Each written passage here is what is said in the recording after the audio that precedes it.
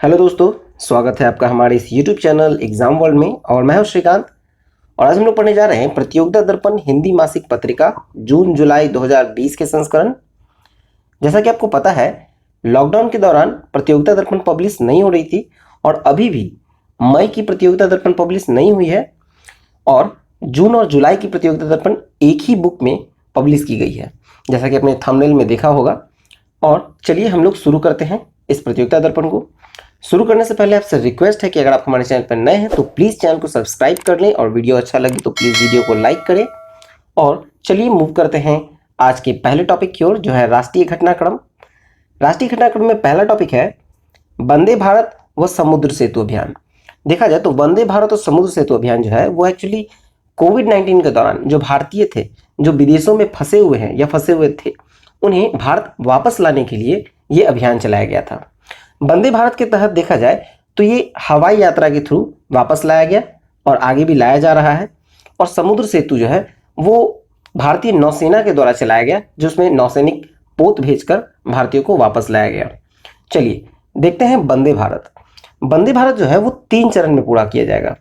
पहला चरण है जो 7 से 12 मई के दौरान जो America, Europe, Bangladesh, Malaysia, Singapore व खाड़ी के कुछ देश, कुल 12 देशों से लगभग 14,800 भारतीयों को 7 से 9 मई को स्वदेश लाया गया। और इसमें जो मदद कर रहा था वो एयर इंडिया और उसकी सहायक एयर इंडिया एक्सप्रेस द्वारा 64 विशेष उड़ानों को संचालन करके इसे लाया गया। चलिए मूव करते हैं दूसरे चरण की ओर। दूसरा चरण जो है वो 16 मई से 13 जून तक अमेरिका, यूरोप के अतिरिक्त जो लैटिन अमेरिका, मध्य एशिया व खाड़ी देशों सहित कुल 47 देशों से लगभग 32,000 भारतीयों को एयर इंडिया और एयर इंडिया एक्सप्रेस के थ्रू 162 उड़ानों के द्वारा स्वदेश लाया गया। और देखा जाए तो ये तीसरा चरण जो है वो 13 जून 2020 को शुरू होगा और इसमें निजी विमान सेवाओं का भी सहयोग लेने का विदेश मंत्रालय का योजना है। चलिए देखते हैं समुद्र सेतु।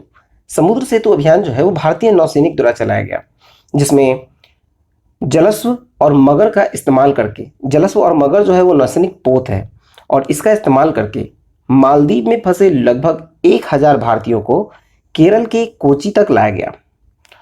1 जून 2020 को अगला चरण शुरू होगा, जिसमें 700 भारतीयों को INS जलाश्व के जरिए कोलंबो यानी श्रीलंका से और 700 मालदीव से, जो माले उसकी कैपिटल है, वहां से भारत लाया जाना है।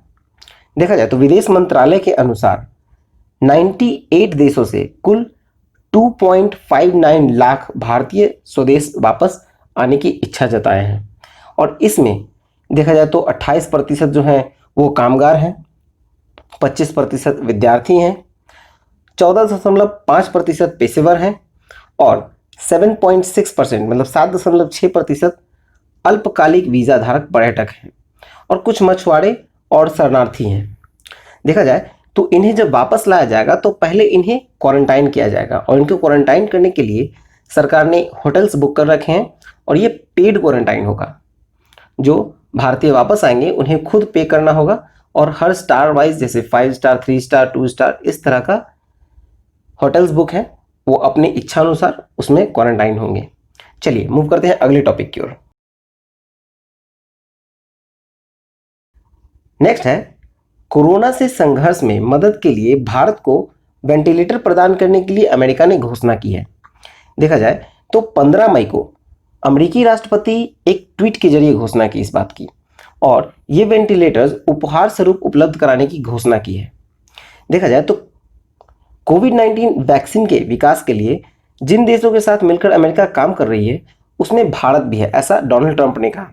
और देखा जाए तो इससे पहले भारत ने भी मलेरिया के इलाज में काम आने वाली जो दवा है हाइड्रोक्सी क्लोरोक्विन, जिसे HCQ भी कहा जाता है, जिसका उपयोग कोविड-19 के इलाज में किया जा रहा है, लेकिन ये भी साबित नहीं हुआ है कि HCQ कोविड-19 का इलाज कर सकता है, लेकिन कुछ कारगर है, इसलिए उनका निर्यात ऐसे भी भारत ने प्रतिबंध किया हुआ था और बाकी देशों के दबाव में इसको प्रतिबंध हटाना पड़ा। और देखा जाए तो प्रतिबंध हटा के इसकी 5 करोड़ गोलियां जो है वो निर्यात की गई विभिन्न देशों में और भारत ने यहाँ पर बहुत से देशों की मदद की है। चलिए मूव करते हैं अगले टॉपिक की ओर। नेक्स्ट है मिशन सागर।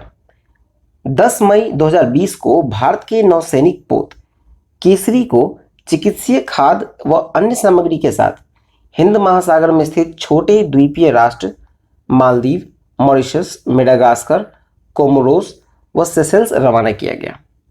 मालदीव को 600 टन खाद्य सामग्री मतलब मेडिसिन दवा दी गई है और मेडागास्कर व कोमोरोस को भी हाइड्रोक्सी क्लोरोक्विन की दवा टैबलेट्स प्रदान की गई हैं। देखा जाए तो मॉरिशस, मालदीव, सेशेल्स को पहले ही भारत ने हाइड्रोक्सी क्लोरोक्विन दवा दे चुका था। और ये मिशन सागर, सागर का जो फुल फॉर्म है वो है security and growth for all in the region. चलिए नेक्स्ट देखते हैं। नेक्स्ट है मिजोरम। मिजोरम में खेलों को उद्योग का दर्जा दिया गया है। तो खेल को उद्योग का दर्जा देने वाला मिजोरम जो है वो देश का पहला राज्य बन गया और इससे रोजगार को बढ़ावा मिलेगा, खेलों के लिए आधारिक संरचना को मजबूती प्रदान करने के में मदद मिलेगी और इसके लिए जो है बैंक ऋण और सब्सिडी आदि लाभ खेल जगत को प्राप्त हो सकेंगे। चलिए देखते हैं अगला टॉपिक।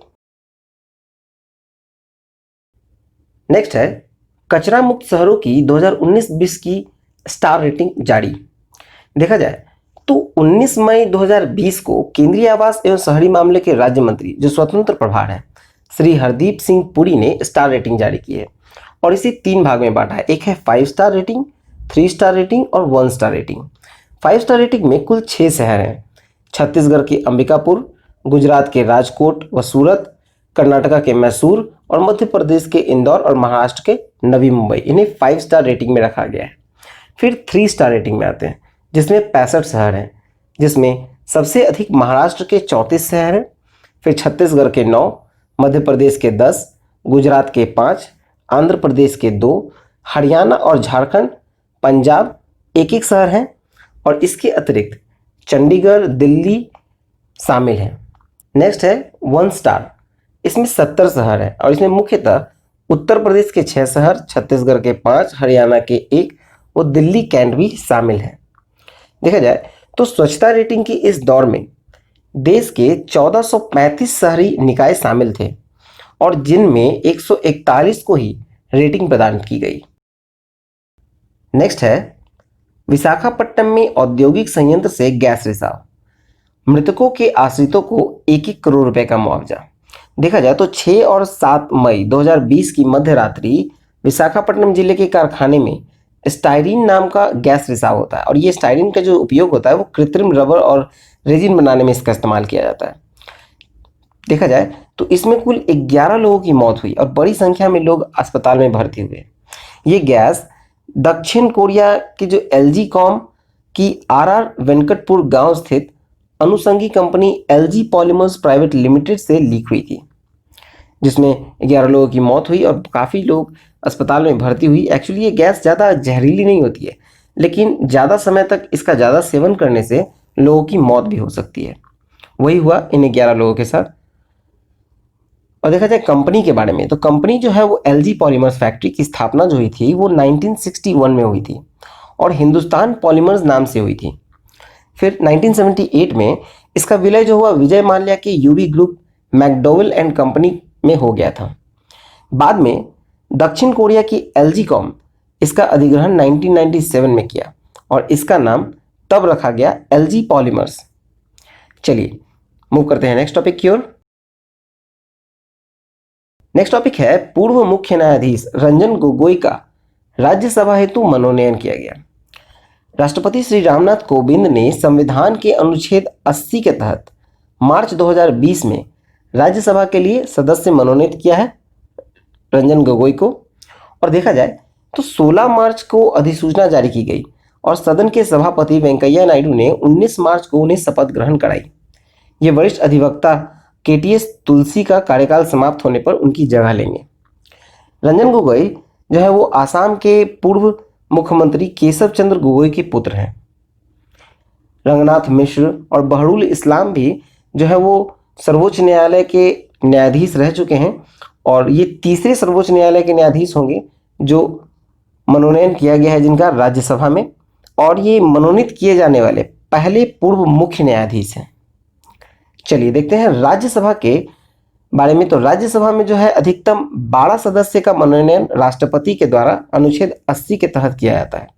और वो 12 सदस्य जो होते हैं वो साहित्य, विज्ञान, कला व समाज, सेवा आदि क्षेत्र में विशेषज्ञता एवं अनुभव प्राप्त लोग होते हैं जिनका मनोनयन किया जाता है। चलिए मूव करते हैं नेक्स्ट टॉपिक की ओर। नेक्स्ट टॉपिक है भारतीय मौसम विभाग ने पीओके में मौसम संबंधी पूर्वानुमान जारी करना शुरू किया। देखा जाए तो भारतीय मौसम विज्ञान विभाग जो है वो जो इंडियन मेट्रोलॉजिकल डिपार्टमेंट वो पीओके को भारतीय भूभाग मानता है और उसके लिए उसका मौसम संबंधी पूर्वानुमान अब जारी करना शुरू कर दिया है। 5 मई 2020 से मुजफ्फराबाद, गिलगित बाल्तिस्तान की मौसम संबंधी जानकारी देना शुरू कर दिया है। और सार्वजनिक प्रसारण एजेंसी आकाशवाणी व दूरदर्शन ने भी मौसम संबंधी अपनी रिपोर्ट में इन क्षेत्र के आंकड़ों का प्रसारण भी करना शुरू कर दिया है। नेक्स्ट टॉपिक है सुंदरबन में रॉयल बंगाल टाइगर्स की संख्या में वृद्धि। पश्चिम बंगाल के वन मंत्रालय के आंकड़ों के अनुसार 2019-20 में 8 वृद्धि हुई है। Bengal tigers, royal Bengal tigers की संख्या में 8 वृद्धि हुई है। देखा जाए तो 19-20 में अभी जो कुल संख्या है वो 96 हो गई है, जिसमें से आपको 73 जो है वो 23 और 24 परगना जो क्षेत्र है वहाँ पे पाए जाते हैं। और 2018-19 में ये कुल संख्या 88 यानी 88 थी। चलिए ये जो सुंदरबन मैंग्रोव क्षेत्र है, जो सुंदरबन टाइगर रिजर्व, ये लगभग 2585 वर्ग किलोमीटर में फैला हुआ है। और इसके अतिरिक्त 24 परगना जो दक्षिण डिवीजन भी इसमें शामिल है। वन मंत्रालय की जो 2018 का जो बाघ गणना में देश भर में कुल 2967 बाघ में से 88 बाघ जो है वो सुंदरबन में बताए जाते हैं।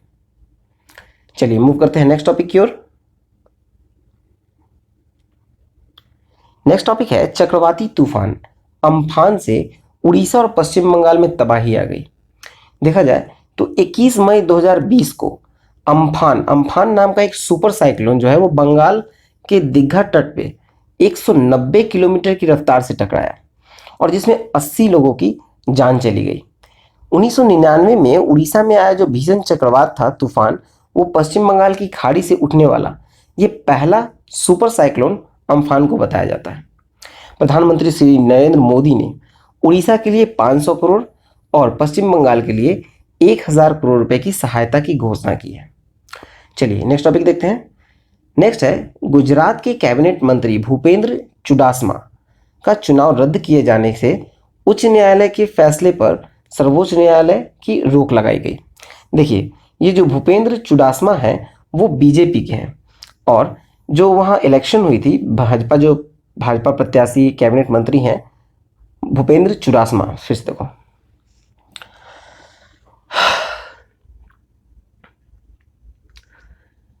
नेक्स्ट टॉपिक है गुजरात के कैबिनेट मंत्री भूपेंद्र चुडासमा का चुनाव रद्द किए जाने से उच्च न्यायालय के फैसले पर सर्वोच्च न्यायालय ने रोक लगा दी।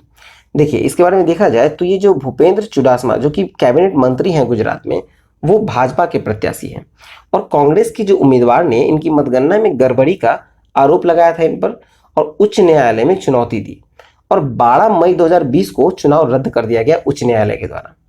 फिर हुआ यूं कि सर्वोच्च न्यायालय में जब 15 मई को इस पर अंतरिम रोक लगा दी गई। भूपेंद्र चुडासमा गुजरात राज्य में शिक्षा व कानून मंत्री हैं और धोलका निर्वाचन क्षेत्र से ये 2017 में विधानसभा में मात्र 327 मत से विजय रहे थे। चलिए मूव करते हैं नेक्स्ट टॉपिक की ओर। नेक्स्ट टॉपिक है अंतर्राष्ट्रीय घटनाक्रम। अंतर्राष्ट्रीय घटनाक्रम शुरू करने से पहले मैं कहना चाहूँगा कि अगर आपको लगता है कि इसमें कुछ सुधार करने की आवश्यकता है तो प्लीज़ आप अपना सजेशन हमें कमेंट बॉक्स में ज़रूर लिखें ताकि हम लोग अगले वीडियो में उसको कवर कर सकें। चलिए अंतर्राष्ट्रीय घटनाक्रम में पहला टॉपिक देखते हैं। पहला टॉपिक है कोविड-19 संक्रमण के विरुद्ध एकजुटता व्यक्त करने के लिए गुटनिरपेक्ष आंदोलन का वर्चुअल शिखर सम्मेलन। ये वर्चुअल शिखर सम्मेलन था। देखा जाए तो ये 4 मई 2020 को वीडियो कॉन्फ्रेंसिंग के जरिए अजरबैजान के राष्ट्रपति इल्हाम अलीयेव जो वर्तमान में अभी गुटनिरपेक्ष आंदोलन यानी नॉन अलाइन्ड मूवमेंट नाम के अध्यक्ष हैं की पहल पर ये वर्चुअल शिखर सम्मेलन हुआ था। और देखा जाए तो इसका विषय था यूनाइटेड अगेंस्ट कोविड-19। ये पहली बार था जब प्रधानमंत्री श्री नरेंद्र मोदी नाम शिखर सम्मेलन में भागीदारी की। और देखा जाए तो इससे पहले जो 2 बार शिखर सम्मेलन हुए थे उसमें भारतीय शिष्टमंडल के नेतृत्व जो है वो उपराष्ट्रपति वेंकैया नायडू ने किया था। श्री मोदी ने बताया कि 123 से अधिक देशों की चिकित्सा आपूर्ति सुनिश्चित की है, जिसमें गुटनिरपेक्ष आंदोलन मतलब नाम के 59 सदस्य देश शामिल हैं जिन्हें दवाइयाँ दी गई है। और देखा जाए तो नाम के इस आभासी शिखर सम्मेलन को संबोधित करने वालों में संयुक्त राष्ट्र महासभा के अध्यक्ष तिजानी मोहम्मद बांडे, संयुक्त राष्ट्र महासचिव एंटोनियो गुटेरस, अफ्रीकी संघ के अध्यक्ष मूसा फकी महामत, यूरोपीय संघ के उच्च तथा विश्व स्वास्थ्य संगठन के महानिदेशक डॉक्टर टेड्रोस घेब्रेयस आदि भी शामिल थे। चलिए मूव करते हैं नेक्स्ट टॉपिक की ओर। नेक्स्ट है संयुक्त राष्ट्र महासभा के 75वें वार्षिक अधिवेशन में राष्ट्र प्रमुखों के रिकॉर्डेड संबोधन का यूएन महासचिव का सुझाव। देखा जाए तो इस वर्ष विश्वव्यापी कोरोना महामारी के चलते संयुक्त राष्ट्र महासचिव एंटोनियो गुटेरेस का मानना है कि सितंबर 2020 में न्यूयॉर्क, जहां संयुक्त राष्ट्र मुख्यालय है, वहां अधिकांश राष्ट्र सुशासन प्रमुख का एक सप्ताह का यात्रा करना बहुत मुश्किल होगा। और देखा जाए तो ये 75वें सत्र में प्री रिकॉर्डेड संबोधन ही प्रसारित करने का 193 सदस्य राष्ट्रों का भौतिक प्रतिनिधित्व उनके एक एक स्थायी प्रतिनिधि द्वारा ही किया जाए, ऐसा सुझाव गुटेरेस ने दिया है। नेक्स्ट टॉपिक है भारत व नेपाल के बीच सीमा विवाद गहराया। इसमें देखा जाए तो 18 मई 2020 को नेपाल ने अपना नया राजनीतिक मानचित्र जारी किया, जिसमें तिब्बत, चीन व नेपाल के जो सटे भारतीय क्षेत्र हैं, कालापानी, लिपुलेख, लिम्पियाधुरा सहित 372 वर्ग किलोमीटर क्षेत्र को नेपाल का हिस्सा बताया गया है। और साथ ही ये दावा किया गया है कि महाकाली नदी का पूरा क्षेत्र नेपाल का है। 8 मई 2020 को लिपुलेख धाराचुला मार्ग का उद्घाटन भारतीय रक्षा मंत्री जब राजनाथ सिंह ने किया, उस समय भी नेपाल ने आपत्ति जताई थी। चलिए मूव करते हैं नेक्स्ट टॉपिक की ओर। नेक्स्ट है एक वर्ष में तीसरी बार हुए चुनाव उपरांत इजराइल में यूनिटी सरकार का गठन।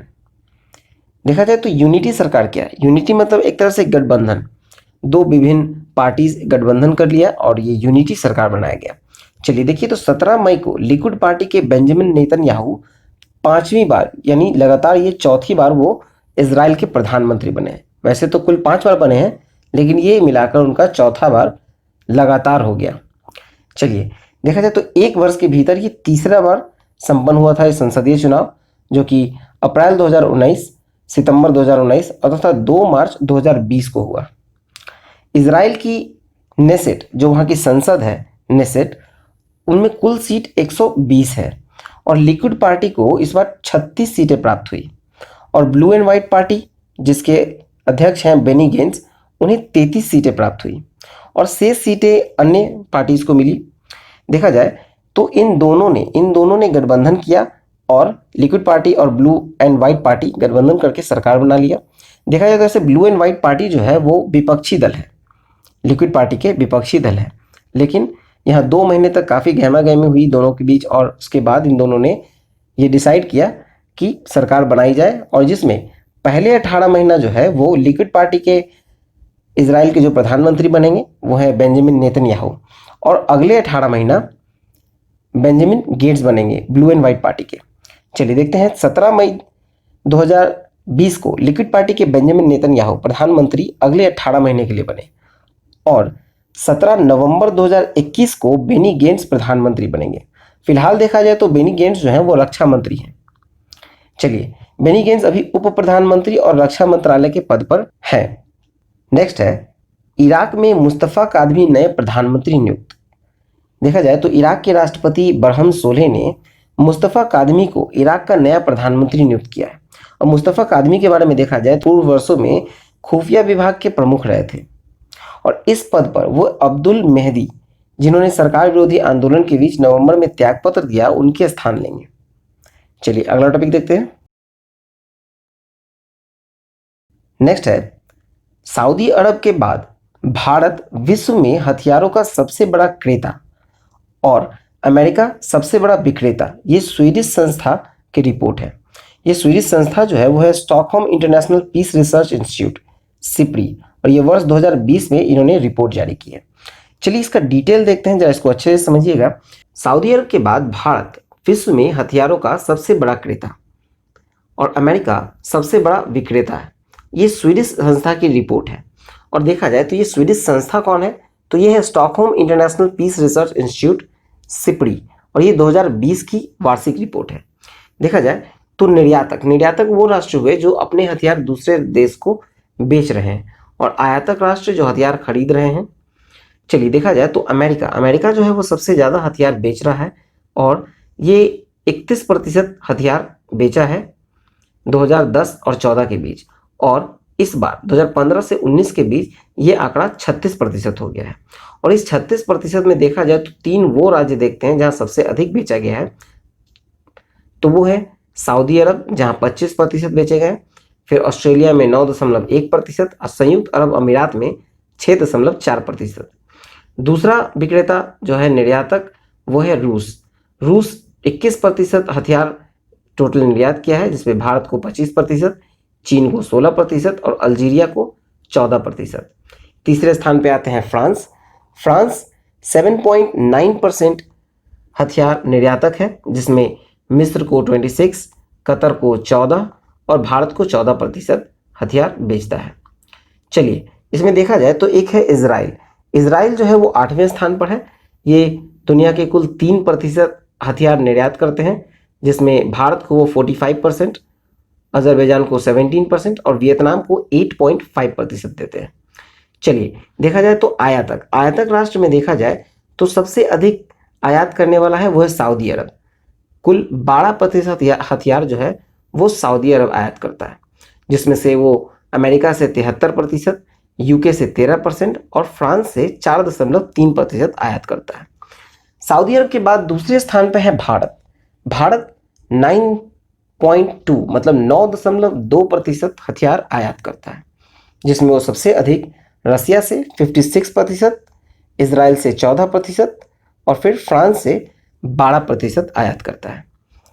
इसमें 11वें स्थान पे आता है पाकिस्तान जो है वो 2.6% हथियार आयात करता है, जिसमें वो सबसे अधिक चीन से 73%, रूस से 6.6% और इटली से 6.1%।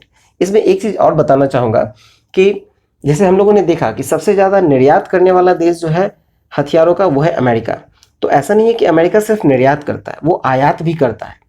इसमें 12 रैंकिंग तक दिया गया और 13वां स्थान जो है अमेरिका का है आयात करने में। 13वें स्थान पे आता है अमेरिका, और अमेरिका जो है वो जर्मनी से 21%, ब्रिटेन से 17% और नीदरलैंड से 13% हथियार आयात करता है। चलिए मूव करते हैं नेक्स्ट टॉपिक की ओर।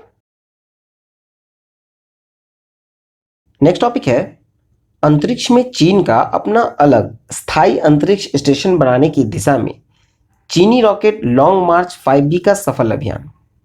देखा जाए तो 5 मई 2020 को चीन के एक मालवाहक रॉकेट लॉन्ग मार्च 5B ने दक्षिणी द्वीप हैनन स्थित वेनचांग लॉन्च स्टेशन से उड़ान भरी और 2 दिन 19 घंटे तक कक्षा में रहते हुए सभी परीक्षण के बाद 8 मई 2020 को वो सुरक्षित वापस आ गया। आगे इसका उपयोग जो है वो अंतरिक्ष यात्री को ले जाने के लिए किया जाएगा, जो आगे चंद्रमा मिशन पे भी काम आएगा। चीनी समाचार के अनुसार एक अंतरिक्ष स्टेशन तियांगोंग, जिसका शाब्दिक अर्थ होता है हेवनली पैलेस, इसका निर्माण किया जाना है और ये 6 अंतरिक्ष यात्री रह सकेंगे उस तियांगोंग में, और इसका निर्माण जो है वो 2022 तक पूरा करने का चीन का योजना है। चलिए अगला टॉपिक देखें। नेक्स्ट है वर्ल्ड हैप्पीनेस इंडेक्स 2017-19, मतलब ये 2017 से 19 का आंकड़ा दिया गया है वर्ल्ड हैप्पीनेस इंडेक्स में, और इसे United nation sustainable development solution network के द्वारा जारी किया जाता है। हैप्पीनेस इंडेक्स का जो गणना किया जाता है वो प्रति व्यक्ति जीडीपी, हेल्दी लाइफ एक्सपेक्टेंसी, भ्रष्टाचार की अनुपस्थिति, उदारता, सामाजिक समर्थन, स्वतंत्रता आदि के मानक के आधार पर किया जाता है। और इसका जो सूचकांक का जो मान रखा गया है वो 0 से 10 के अंदर रखा गया है, मतलब आप 10 से जितना भी क्लोज होगा आपका कंट्री वो उतना खुशहाल होगा। चलिए इसमें देखा जाए तो इसमें कुल 153 देश शामिल किए गए थे, जिसमें भारत का स्थान 144वां रहा और ये 3.573 मान के साथ, मतलब 3.573 मान के साथ भारत 144वें स्थान पर है। और इसमें देखा जाए तो लास्ट 10 कंट्रीज में भारत आता है हैप्पीनेस इंडेक्स में। चलिए देखते हैं, भारत जो है वो 2019 में 140वां स्थान पर था, 18 में 133वां स्थान पर, 17 में 122वां स्थान पर, और इसमें कुल 156 देशों की गणना की गई थी। अभी जो दिया गया है वो 17 से 19 का सम्मिलित है। चलिए देखते हैं, इस बार जो 17 से 19 में अंतिम 3 राष्ट्र जो रहे वो है 191 पोजीशन पे जिम्बाब्वे, 192 पे दक्षिणी सूडान और 153वें पे अफगानिस्तान। मतलब सबसे आखिरी कंट्री अफगानिस्तान है 2.567 मान के साथ। चलिए देखा जाए तो भारत के जो पड़ोसी राष्ट्र हैं उनमें पाकिस्तान 66वें स्थान पर है, नेपाल 92वें स्थान पर, चाइना 94वें स्थान पर, बांग्लादेश 107वें स्थान पर, श्रीलंका 130 और म्यांमार 133वें स्थान पर है। उसके अलावा ब्रिक्स देश देखा जाए, जो ब्रिक्स में है तो ब्राज़ील है 32वें स्थान पर, रशिया 73वें स्थान पर, चाइना 94वें स्थान पर, दक्षिण अफ्रीका 109 स्थान पर और भारत है 144वें स्थान पर। चलिए मूव करते हैं नेक्स्ट टॉपिक की ओर। नेक्स्ट टॉपिक है विश्व स्वास्थ्य संगठन के साथ संबंध विच्छेद करने की अमेरिका की घोषणा। अमेरिकी राष्ट्रपति डोनाल्ड ट्रंप ने 29 मई 2020 को एक प्रेस कॉन्फ्रेंस में WHO को कोरोना महामारी के लिए जिम्मेदार ठहराते हुए तथा पूरी तरह वो चीन के नियंत्रण में है ऐसा उन्होंने बताया। और देखा जाए तो अमेरिका प्रति वर्ष लगभग 45 करोड़ डॉलर की मदद करता है WHO को और चाइना 4 करोड़ डॉलर की। डोनाल्ड ट्रंप के अनुसार महामारी के दौरान जो अमेरिका के अनुरोधों और सुधार की जरूरतों की अनदेखी विश्व स्वास्थ्य संगठन द्वारा की गई है, ऐसा डोनाल्ड ट्रंप का आरोप है। चलिए नेक्स्ट टॉपिक देखते हैं। नेक्स्ट टॉपिक है पहली बार निजी स्पेसक्राफ्ट के जरिए मनुष्य को अंतरिक्ष उड़ान। 29 मई 2020 को केप कैनावेरल स्थित केनेडी स्पेस सेंटर से ये उड़ान भरा गया और ये स्पेसएक्स के ड्रैगन स्पेसक्राफ्ट के जरिए अंतरिक्ष स्टेशन में भेजा गया और स्पेसएक्स के जो मालिक हैं वो है एलन मस्क। फिर इसमें जो अंतरिक्ष यात्री हैं वो है रॉबर्ट बेनकेन और डगलस हार्ले। ये अंतरिक्ष यात्री अभी 29 मई 2020 को गए हैं। चलिए नेक्स्ट देखते हैं। नेक्स्ट टॉपिक है आर्थिक वाणिज्यिक परिदृश्य। इसमें पहला टॉपिक आता है आत्मनिर्भर भारत अभियान। प्रधानमंत्री नरेंद्र मोदी ने लॉकडाउन में ध्वस्त हुए अर्थव्यवस्था को वापस पटरी पर लाने के लिए 20 लाख करोड़ रुपए का आर्थिक पैकेज की घोषणा की। और देखा जाए तो पहले चरण में ये 1.98 लाख का जो 1.98 लाख करोड़ का जो पैकेज है वो 26 मार्च 2020 को घोषित किया गया था। उसके बाद दूसरे चरण में 12 मई 2020 को, जिसमें 20 लाख करोड़ रुपए का आर्थिक पैकेज जो जीडीपी का लगभग 10% के बराबर है, उसकी घोषणा प्रधानमंत्री नरेंद्र मोदी ने की। आर्थिक पैकेज में नीतिगत घोषणाएं एक दृष्टि में अगर देखा जाए तो स्वास्थ्य कर्मियों के लिए 50-50 लाख रुपए का बीमा कवर, महिला जनधन खाता में 3 माह तक 500-500 रुपए प्रति माह ट्रांसफर, उज्ज्वला योजना के तहत बीपीएल परिवार को 3 माह तक निःशुल्क गैस सिलेंडर, मनरेगा के तहत जो मजदूरी दर है 182 रुपये प्रतिदिन, उसे बढ़ाकर 202 रुपये प्रतिदिन किया गया। चलिए आगे देखें। फिर है 3 करोड़ निर्धन वरिष्ठ नागरिक, विधवा, दिव्यांग के खातों में 1,000 रुपये का अनुग्रह राशि का ट्रांसफर। फिर आपको बैंक टर्म लोन जो ईएमआई है उसके भुगतान में 3-3 माह की राहत, ये कुल 6 माह हो गई। ठीक है, 3-3 माह करके 2 बार दिए गए थे, एक है मार्च अप्रैल मई और फिर है जून जुलाई अगस्त। इस तरह से 3-3 माह करके 2 बार ईएमआई में भुगतान में राहत मिली थी। और देखा जाए तो सूक्ष्म, लघु और मध्यम जो एमएसएमई है उनके लिए भी एक नई परिभाषा जारी की गई है। देखा जाए तो घरेलू कंपनियों को विदेशी प्रतियोगिता से बचाने के लिए 200 करोड़ तक का सरकारी कार्यों का ग्लोबल टेंडर आमंत्रित नहीं किया जाएगा। फिर है प्रोविडेंट फंड के लिए कर्मचारी व नियोक्ता दोनों ही अंशदान 3 माह के लिए 12% से घटाकर 10% किए गए। राज्य व केंद्र सरकार उपक्रम जो पूर्वतः 12% योगदान करते रहेंगे, भले ही हम 10% दें, राज्य और केंद्र जो है वो पूर्णतः 12% वो अपना योगदान देते रहेंगे प्रोविडेंट फंड में। फिर देखा जाए तो वित्तीय वर्ष जो 2019-20 के लिए आयकर रिटर्न भरने का जो अंतिम तिथि 31 जुलाई 2020 और 31 अक्टूबर 2020 से बढ़ाकर अब 30 नवंबर 2020 कर दी गई है। विवाद से विश्वास योजना के तहत बिना अतिरिक्त शुल्क के भुगतान के अंतिम तिथि बढ़ाकर 31 दिसंबर 2020 की गई। चलिए आगे देखें। उसके बाद है आत्मनिर्भरता के लिए नई सार्वजनिक उपक्रम नीति की घोषणा शीघ्र ही की जाएगी। फिर है सामरिक क्षेत्र में कम से कम एक इकाई सार्वजनिक क्षेत्र में रहेगी तथा उसमें निजी क्षेत्र को भी अनुमति होगी। फिर है अन्य क्षेत्र में सार्वजनिक उपकरण का निजीकरण उपयुक्त समय पर कर दिया जाएगा। चलिए देखते हैं बैंकिंग दर। जो प्रमुख बैंकिंग दर है 22 मई 2020 के बाद की स्थिति देखी जाए तो रेपो दर है अभी 4%, रिवर्स रेपो है 3.35%, बैंक दर 4.25%, MSF 4.25%, CRR जिसे कहते हैं नकद आरक्षण अनुपात मतलब कैश रिजर्व रेशियो वो है 3% और सांविधिक सरलता अनुपात मतलब SLR ये है 18%। चलिए आगे देखें। आगे देखा जाए तो लॉकडाउन में वस्तुओं के मूल्यों का संग्रहण न होने के कारण अप्रैल 2020 में मुद्रास्फीति संबंधी अखिल भारतीय आंकड़े जारी नहीं किए गए हैं।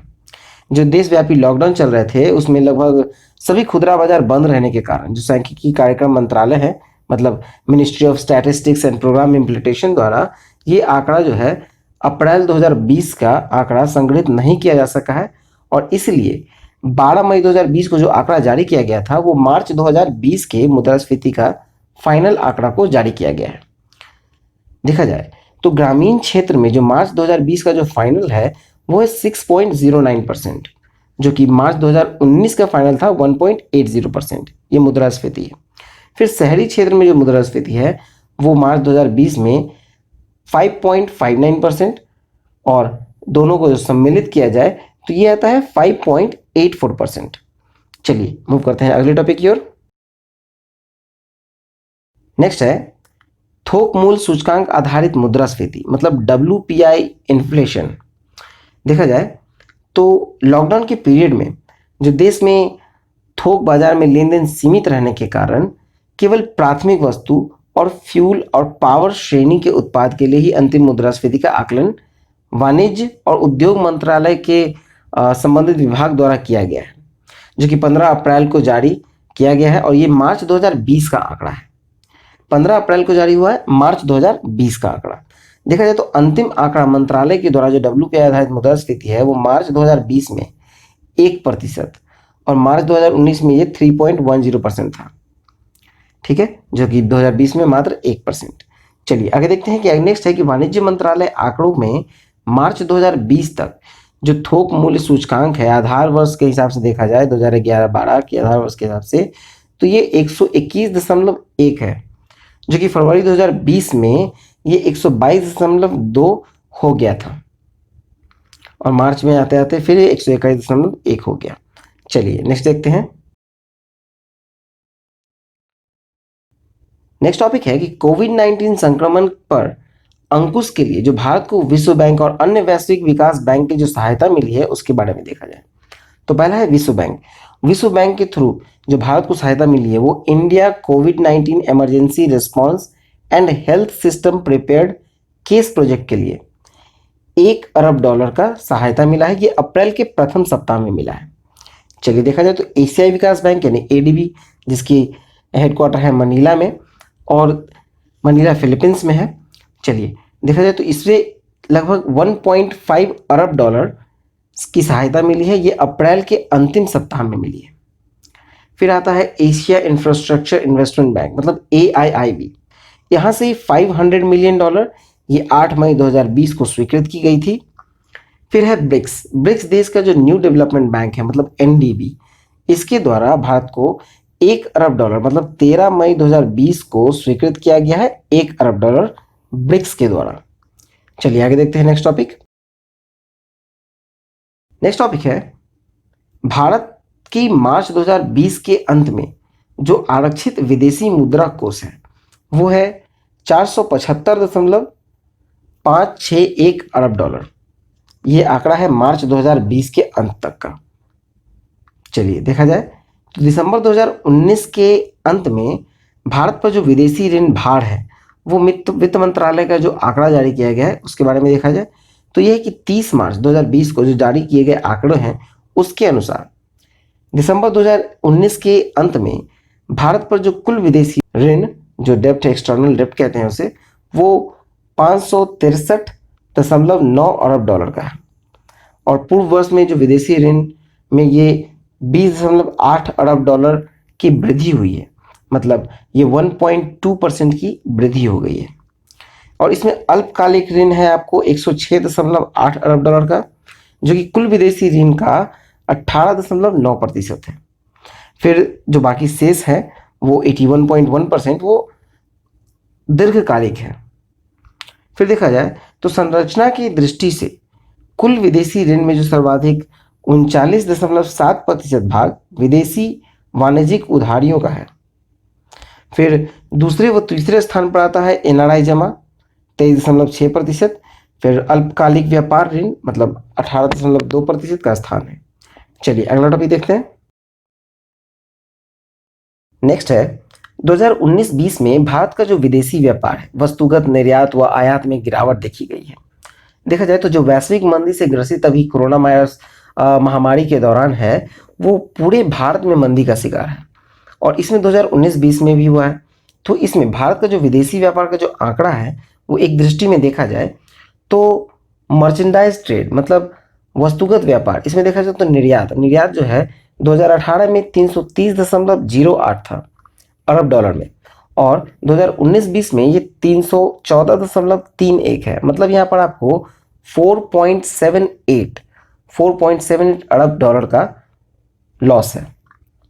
फिर आपको आयात में देखा जाए तो 514.08 अरब डॉलर था और ये 467.19 है, मतलब यहाँ भी 9.12 अरब डॉलर की कमी देखी गई है।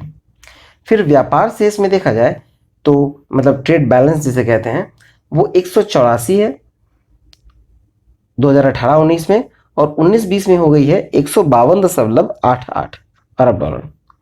चलिए इसी तरह देखा जाए सेवाओं का व्यापार मतलब ट्रेड इन सर्विस, तो निर्यात जो प्राप्ति है उसमें 196.44 अरब डॉलर है और आयात जो भुगतान किया गया है वो 120.45 अरब डॉलर है। चलिए मूव करते हैं नेक्स्ट टॉपिक की ओर। नेक्स्ट टॉपिक है विश्व के अरबपतियों की फोर्ब्स की 2020 की सूची में अमेज़न के जेफ बेजोस का विश्व में और रिलायंस के मुकेश अंबानी का भारत में शीर्ष स्थान बरकरार है। ये फोर्ब्स ने अप्रैल 2020 में ही अपनी रिपोर्ट के आधार पर जारी की है और देखा जाए तो विश्व का जो सबसे अमीर व्यक्ति है वो है जेफ बेजोस। जेफ बेजोस कौन है? तो अमेज़न के मालिक हैं, अमेरिका के रहने वाले हैं और इनकी जो पूरी संपत्ति 18 मार्च 2020 की स्थिति नापी गई है तो यह है 113 अरब डॉलर का। दूसरे नंबर पे आते हैं बिल गेट्स माइक्रोसॉफ्ट के, ये भी अमेरिका के हैं और ये है 98 अरब डॉलर मतलब 98 अरब डॉलर। फिर आता है तीसरे नंबर पे बर्नार्ड एर्नॉट जो है वो फ्रांस के हैं और ये 76% मतलब 76 अरब डॉलर, परसेंट नहीं यह 76 अरब डॉलर है इनकी संपत्ति। फिर फेसबुक के मालिक जो है मार्क जुकरबर्ग वो 7वें स्थान पे चले गए और 7वें स्थान पर हैं ये 54.7 अरब डॉलर के साथ।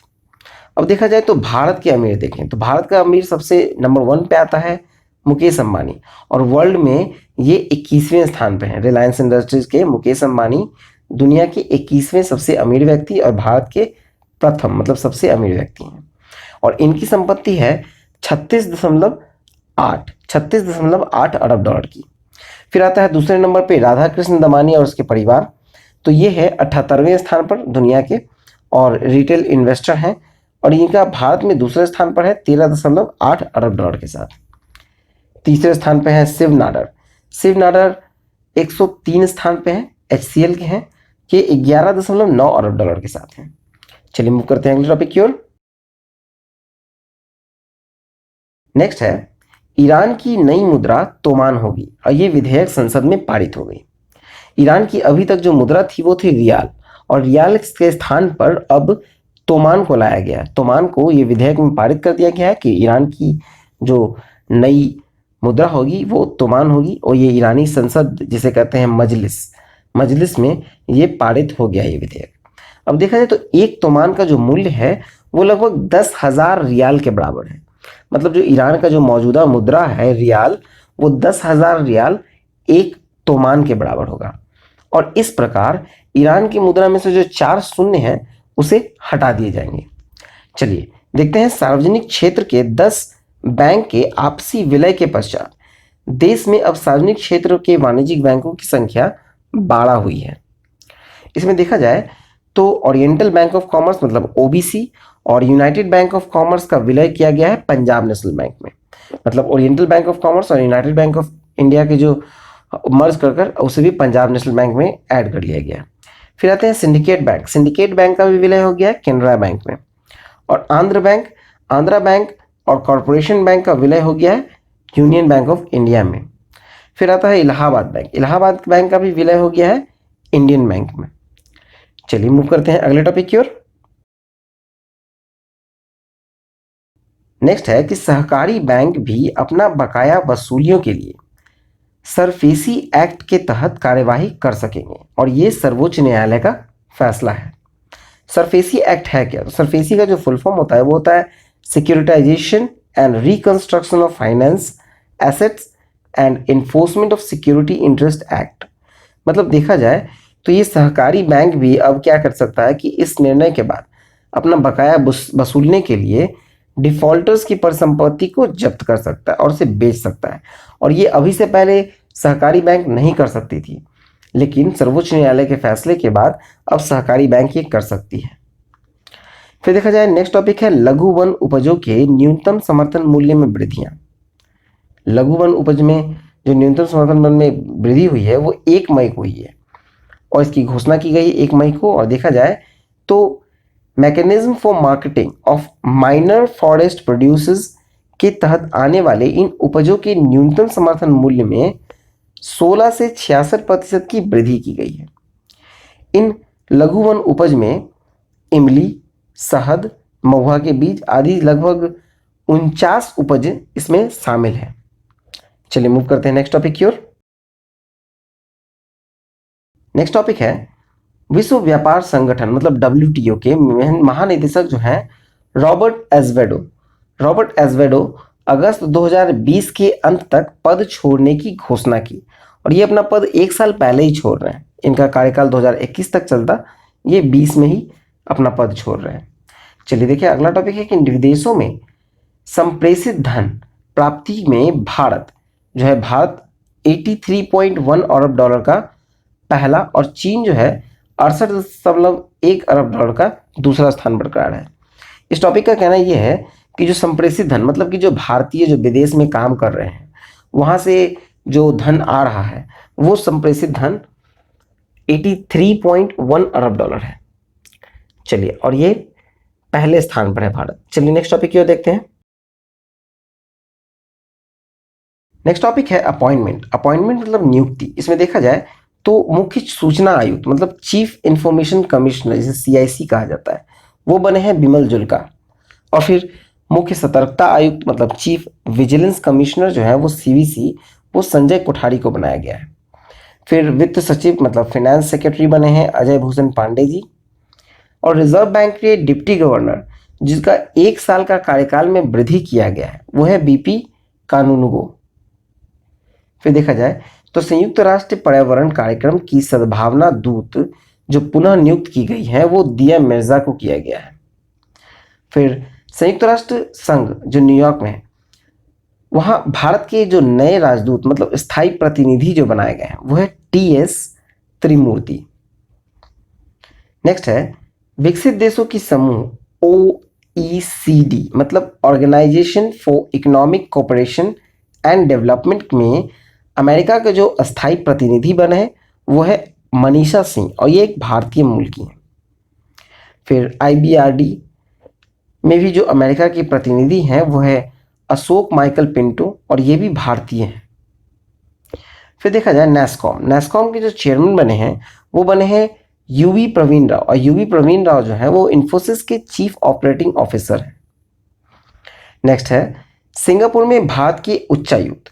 सिंगापुर में भारत के उच्चायुक्त बने हैं पेरियासामी कुमारन, और नाबार्ड के नए चेयरमैन हैं GR चिंताला। चलिए देखिए अगला। नेक्स्ट टॉपिक है पुरस्कार या सम्मान। पुरस्कार सम्मान में देखा जाए तो 2019 के लिए 157th विजडन के लीडिंग क्रिकेटर में देखा जाए तो पुरुषों का 2019 का leading cricketer of the year में दिया गया है बेन स्टोक को। ये ऑलराउंडर खिलाड़ी हैं इंग्लैंड के बेन स्टोक। और महिला में जो 2019 के leading cricketer of the year रहे हैं वो है एलिसा पेरी, और ये ऑस्ट्रेलिया के। फिर देखा जाए तो वर्ष 2019 के लिए जो leading T20 cricketer of the year हैं, T20 cricketer of the year वो बने हैं आंद्रे रसल। ये वेस्ट इंडीज के खिलाड़ी हैं जो जमैका के रहने वाले हैं। और फिर देखा जाए तो KK बिरला फाउंडेशन का व्यास सम्मान। KK बिरला फाउंडेशन का व्यास सम्मान जो इस बार दिया गया है वो दिया गया है नासिरा शर्मा को, और उनकी एक पुस्तक आई थी 2014 में, उपन्यास जिसका नाम था कागज के नाव, उसके लिए दिया गया है नासिरा शर्मा को। और इसमें उन्हें 4 लाख रुपए का राशि और एक प्रशस्ति पत्र के साथ प्रदान किया जाएगा। चलिए आगे देखते हैं। नेक्स्ट है ललित कला अकेडमी पुरस्कार 2020। ये 61वां वार्षिक पुरस्कार था, और इसमें कुल 15 प्रतिभावान कलाकारों को ललित कला अकेडमी पुरस्कार से सम्मानित किया गया। पहले हैं अनूप कुमार मांझूकी गोपी, ये थ्रिसुर केरल के हैं। फिर है डेविड मालाकार, कोलकाता पश्चिम बंगाल के। देवेंद्र कुमार खड़े, बड़ोदरा गुजरात के। चौथा है दिनेश पांड्या, मुंबई महाराष्ट्र के। फिर है फारूक अहमद हल्दर, 24 परगना कलकत्ता के। फिर हरिराम कुंभावत, जयपुर राजस्थान के। इसी तरह से ये 15 लोगों का लिस्ट दिया गया है। चलिए आगे देखते हैं। नेक्स्ट है नारी शक्ति पुरस्कार 2019। नारी शक्ति पुरस्कार जो है वो कला, विज्ञान, उद्यम, समाज सेवा, कृषि आदि के क्षेत्र में जो सराहनीय कार्य करने वाली 15 महिलाओं को महिला एवं बाल विकास मंत्रालय के द्वारा 2019 के लिए दिया गया है, और इसके तहत इन्हें 1-1 लाख रुपए पुरस्कृत किए जाएंगे। नेक्स्ट है टेम्पल्टन पुरस्कार 2020।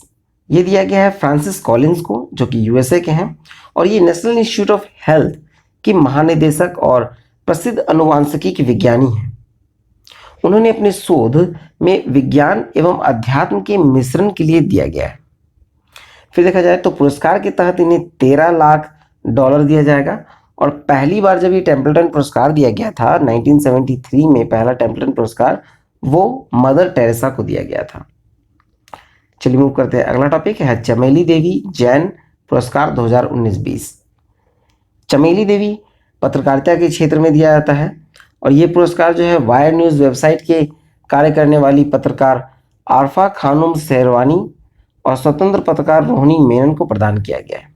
और इस पुरस्कार किसी महिला पत्रकार को ही 39 वर्षों से दिया जा रहा है। चलिए नेक्स्ट देखिए। नेक्स्ट है गणित के क्षेत्र में एबल पुरस्कार 2020।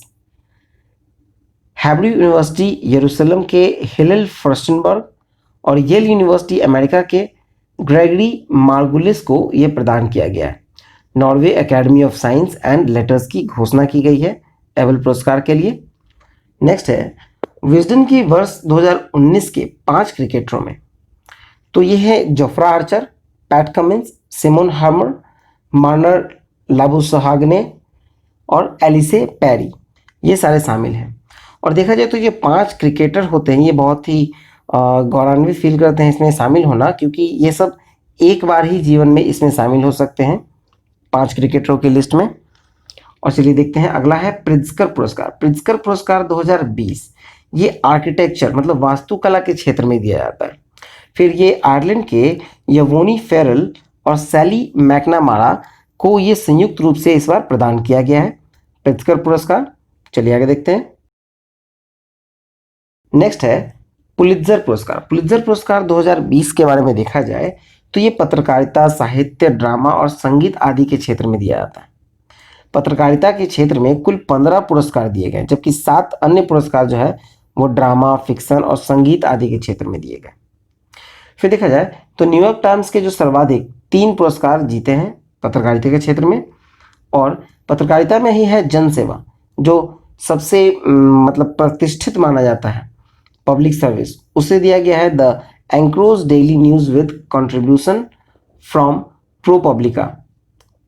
और नेक्स्ट है पत्रकारिता के क्षेत्र में फीचर फोटोग्राफी। फीचर फोटोग्राफी में आपको देखा जाए तो भारत के 3 प्रोफेशनल फोटोग्राफर हैं, मतलब ये पत्रकार हैं, उन्हें ये दिया गया है।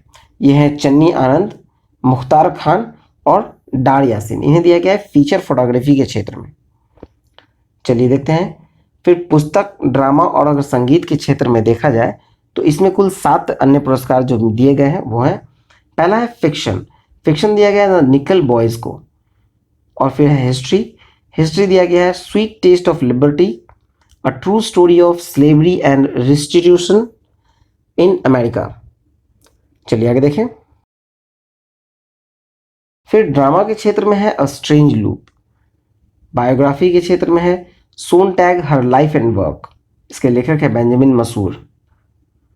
फिर है पोएट्री है द ट्रेडिशन, पोएट्री में दिया गया है ट्रेडिशन को, और ये जेरिको ब्राउन का है। फिर है general non fiction the end of myth from the frontier of the border wall in the mind of America, ये ग्रेगर ग्रैंडिन के हैं। फिर देखा जाए तो संगीत में दिया गया है द सेंट्रल पार्क फायर को, एंथनी डेविस के। फिर नेक्स्ट है यूनेस्को का वर्ष 2020 का Guillermo Cano world press freedom पुरस्कार जो दिया गया है वो दिया गया है जेनेथ बेदोयो लीमा को, और जेनेथ बेदोयो लीमा जो है वो कोलंबिया की रहने वाली है। चलिए नेक्स्ट देखें। नेक्स्ट है बिजनेस लाइन के change maker of the year पुरस्कार 2020। ये पुरस्कार जो है ऐसे व्यक्ति या संस्था को दिया जाता है जिनकी उपयुक्त क्षेत्रों में परिवर्तन लाने के लिए एक उल्लेखनीय भूमिका रही हो। चेंज मेकर यानी सोशल ट्रांसफॉर्मेशन, ये शांति राघवन को दिया गया है। फिर है चेंज मेकर डिजिटल ट्रांसफॉर्मेशन, ये है गवर्नमेंट ई मार्केट प्लेस को दिया गया है। चेंज मेकर फाइनेंशियल ट्रांसफॉर्मेशन, ये इंडिया स्टैक को दिया गया है। फिर यंग चेंज मेकर, ये प्रदीप मेवाड़ा को दिया गया है। फिर आइकॉनिक चेंज मेकर, ये अरुणाचलम मुरुगंडम को दिया गया है। और change maker of the year जो दिया गया है वो द्युति चंद को दिया गया, और change maker of the year अगर संस्था में देखा जाए तो ये इसरो को दिया गया है। चलिए आगे देखते हैं। नेक्स्ट है पुस्तकें में देखा जाए तो कैमिनो विंड्स के लेखक हैं जॉन ग्रिसम, और द आइका बॉग है जेके रॉलिंग्स की लिखी हुई। अभी देखा जाए तो आइका बॉग के 2-3 ही चैप्टर्स पब्लिश की गई हैं, ज़्यादा नहीं की गई हैं। और फिर देखा जाए समिति आयोग में देखा जाए तो भारत के जो स्वास्थ्य मंत्री हैं डॉक्टर हर्षवर्धन, उन्हें WHO के 34 सदस्य कार्यकारी बोर्ड के चेयरमैन के रूप में कार्यभार 2020 में दिया गया है। फिर है पाकिस्तानी एयरफोर्स में ये पहली बार हुआ है कि किसी हिंदू पायलट को, मतलब जिसका नाम है राहुल देव, उसे जनरल ड्यूटी ऑफिसर के रूप में चुना गया है। चलिए मूव करते हैं नेक्स्ट टॉपिक की ओर। नेक्स्ट है निधन में देखा जाए तो इरफान खान एक बॉलीवुड के जाने माने अभिनेता थे जिन्हें न्यूरो एंडोक्राइन ट्यूमर हो गया था, और ये 2011 में भारत सरकार द्वारा पद्मश्री से सम्मानित किए गए व्यक्ति हैं। मीरा नायर की फिल्म सलाम बॉम्बे से इन्होंने शुरुआत की थी। फिर पान सिंह तोमर के लिए राष्ट्रीय पुरस्कार से सम्मानित इन्हें किया गया था, और 4 बार फिल्म फेयर पुरस्कार भी ये जीत चुके थे। फिर आते हैं ऋषि कपूर भी एक प्रसिद्ध बॉलीवुड अभिनेता, निर्देशक और निर्माता थे। ये ल्यूकीमिया मतलब कैंसर से पीड़ित थे। उन्हें बाल कलाकार के लिए मेरा नाम जोकर के लिए अभिनय के लिए उन्हें राष्ट्रीय फिल्म पुरस्कार से सम्मानित किया गया था। और फिर फिल्म बॉबी के लिए 1974 में सर्वश्रेष्ठ अभिनेता में फिल्म फेयर अवार्ड दिया गया। फिर 2008 में film fair life time achievement award से उन्हें सम्मानित किया गया। चलिए नेक्स्ट देखें। नेक्स्ट है लाइसोनिया कड़ासे, ये फिजी के पूर्व प्रधानमंत्री लाइसोनिया कड़ासे हैं। लाइसोनिया कड़ासे के बारे में देखा जाए तो ये फिजी के प्रधानमंत्री बने थे तख्ता पलट करके, और इनकी किस्मत देखिए कि जब अपना सत्ता खो रहे थे तो ये भी सत्ता इनका तख्ता पलट करके ही गया था। फिर आते हैं बलवीर सिंह सीनियर पे। बलवीर सिंह सीनियर जो हैं वो पद्मश्री से सम्मानित भारत के पूर्व हॉकी खिलाड़ी थे जिनका निधन हो गया। फिर है अजीत जोगी। अजीत जोगी ये छत्तीसगढ़ के पूर्व और पहले मुख्यमंत्री थे। फिर आते हैं बेजान दारूवाला। बेजान दारूवाला जो है वो वैदिक ज्योतिष और न्यूमरोलॉजी और हस्तरेखा के अध्ययन में ज्ञाता थी इनके। चलिए मूव करते हैं अगले टॉपिक की ओर। नेक्स्ट है विविध। विविध में देखा जाए तो आर्कटिक में जलवायु परिवर्तन पर निगरानी हेतु रूसी उपग्रह आर्कटिक एम का प्रक्षेपण किया गया। आर्कटिक एम का जो उपग्रह है, आर्कटिक एम उपग्रह का प्रक्षेपण है जो रूस की योजना है, और इस सोयूज 2.1B रॉकेट के जरिए इसे 9 दिसंबर 2020 को प्रक्षेपण करने की रूस की योजना है। आर्कटिक एम का दूसरा उपग्रह जो है वो 2023 में प्रक्षेपित किया जाएगा। विविध में है कि चेचक उन्मूलन की 40वीं वर्षगांठ पर संयुक्त राष्ट्र संघ विशेष स्मारक डाक जारी की गई। चलिए मूव करते हैं अगले सवाल की ओर। नेक्स्ट टॉपिक है खेलकूद। जहाँ तक आपको पता है कि इस लॉकडाउन के दौरान कोई भी खेलकूद संपन्न नहीं हुआ है, लेकिन उसके बारे में अगर दिया गया है तो देखते हैं कि टोक्यो ओलंपिक जो 2020 में होने वाले थे वो अब 23 जुलाई से 8 अगस्त 2021 को होंगे। ये 34वां ओलंपिक मूलतः 24 जुलाई से 9 अगस्त को होने थे टोक्यो में, और कोरोना वायरस के जो ये कारण में इन खेलों के लिए नई तिथियों का अब 23 जुलाई से 8 अगस्त 2021 निर्धारित की गई है।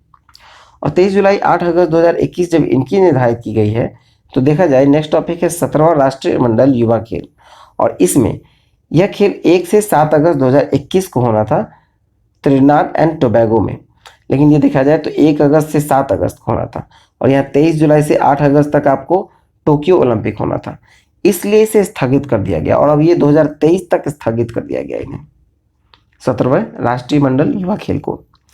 फिर आते हैं ऑनलाइन नेशंस कप 2020। इसमें चीन विजेता रहा। शतरंज एक ऐसा खेल है जिसे ऑनलाइन खेला जा सकता है पूरी तरह, इसलिए शतरंज टूर्नामेंट का जो आयोजन किया गया था ये 5 से 7 मई को किया गया था, ऑनलाइन किया गया था, और जिसका खिताब चीन ने जीता। चीन पहले स्थान पर रहा 17 अंक के साथ, दूसरे स्थान पर अमेरिका 13 अंक के साथ, फिर तीसरे स्थान पर यूरोप 13 अंक के साथ, चौथे स्थान पर रशिया 8 अंकों के साथ, पाँचवें स्थान पर अपना भारत 5 अंकों के साथ, और छठे स्थान पर है शेष विश्व। तो चलिए यहाँ पर हमारा ये प्रतियोगिता दर्पण समाप्त होता है। आई होप आपको अच्छा लगा हो, तो प्लीज़ लाइक करें और दोस्तों में शेयर करें, और अगर आपको इसका PDF चाहिए तो आप हमारे टेलीग्राम चैनल को ज्वाइन कर सकते हैं, वहाँ से आपको इसका PDF मिल जाएगा, जिसका लिंक मैंने नीचे डिस्क्रिप्शन बॉक्स में दे रखा है। और इसके अलावा भी एक वीडियो दिया था मैंने क्रॉनिकल का जून 2020 का, ये सिर्फ जून का जो है 2020 का, उसे क्रॉनिकल का एक बुक मतलब वीडियो दिया गया था। अगर आपको वो देखना हो तो प्लीज़ उसे भी देख लें, काफ़ी अच्छी तरह से करंट अफेयर्स आपके मन में जहन में आ जाएगी। चलिए तो आज के लिए इतना ही। आई होप आपको अच्छा लगा हो तो प्लीज़ लाइक कर दें और शेयर कर दें, और अगर सब्सक्राइब नहीं किया है तो प्लीज़ सब्सक्राइब कर दें और नोटिफिकेशन बेल दबाना ना भूलें। All the best and thank you for watching exam world.